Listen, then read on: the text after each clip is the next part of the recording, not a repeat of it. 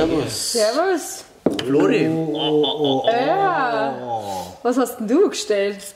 Wildunfall. Wildunfall? Hast du einen Hirsch auf die Ärmel genommen, oder was? Ja, nicht ganz.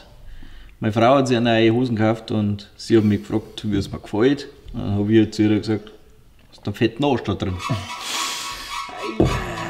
Er legt mich am Arsch. Und dann ist es halt ein wenig wild geworden.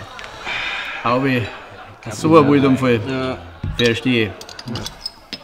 Da, zum Abkühlen. Ganz so klar. Ich kühl lieber. Bayern-Comedy wird unterstützt durch die bekannte Landbrauerei Schönraum.